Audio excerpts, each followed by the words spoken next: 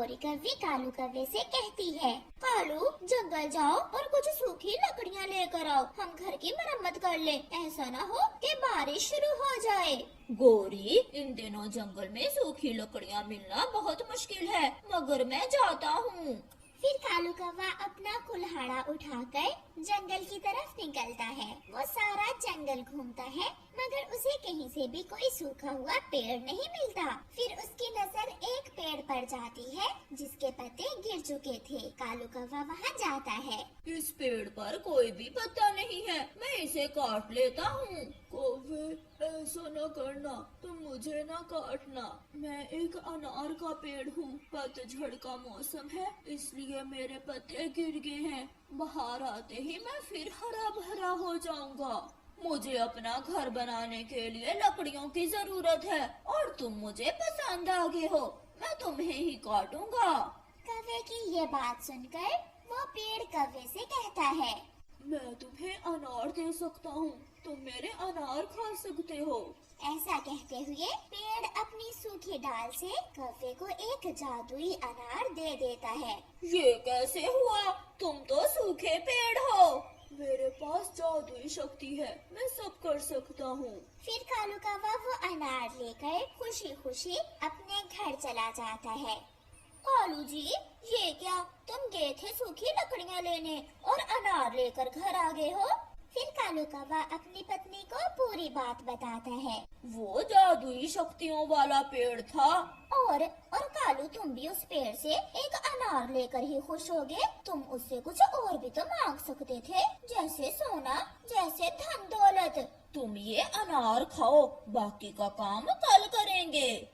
फिर दूसरे दिन कालू कौवा फिर से उस पेड़ के पास जाता है और उससे कहता है, जादुई अनार के पेड़, मेरी मदद करो।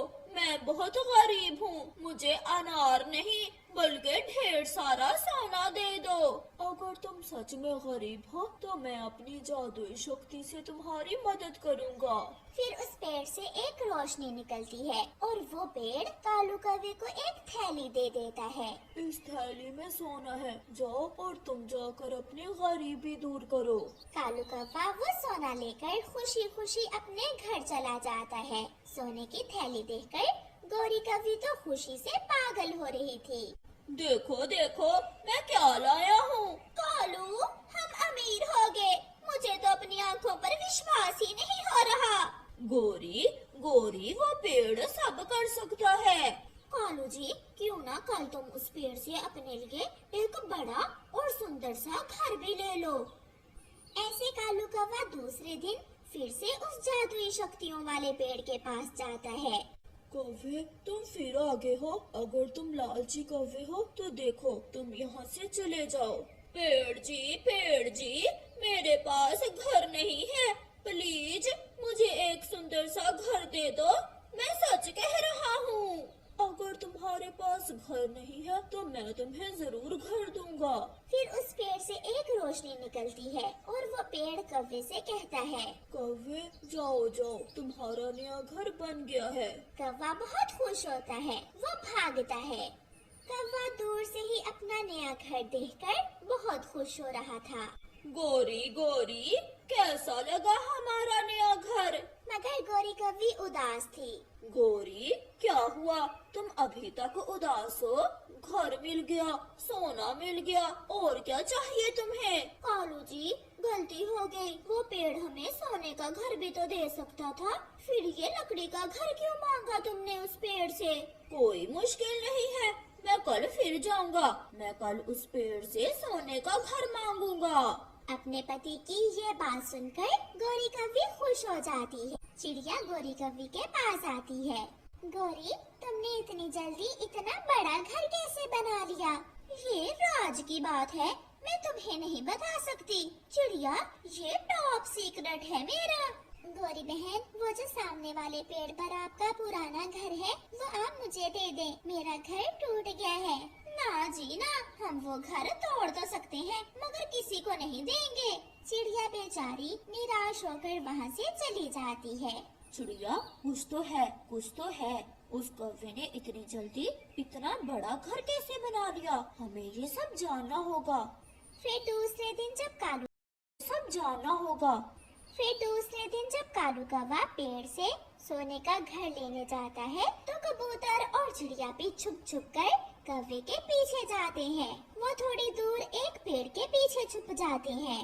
कौवे, अब तो तुम्हें सोना मिल गया, नया घर मिल गया। अब तुम यहाँ क्या लेने आए हो? मैं भूल गया था पेड़ जी, मुझे तो सोने का घर लेना था, मगर आपने मुझे लकड़ी का घर दे दिया।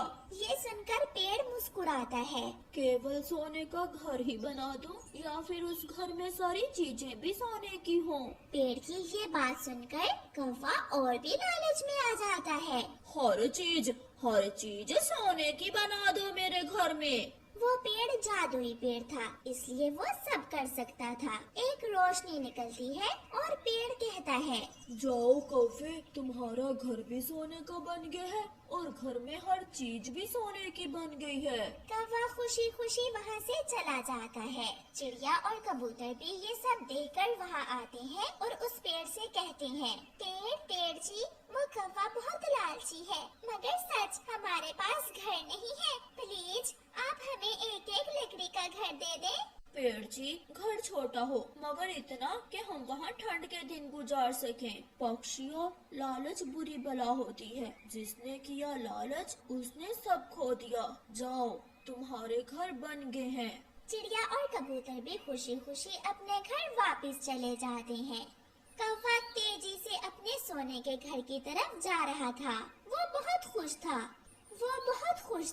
वो सोने के घर के अंदर जाता है। गोरी कहाँ हो? अब तो हम बहुत अमीर हो गए हैं। मगर गोरी कभी बोल नहीं रही थी, क्योंकि वो भी सोने की बन गई थी। ये देखकर कालू कौवा रोने लग जाता है। हाय मेरी पत्नी, हाय मेरी गोरी पत्नी।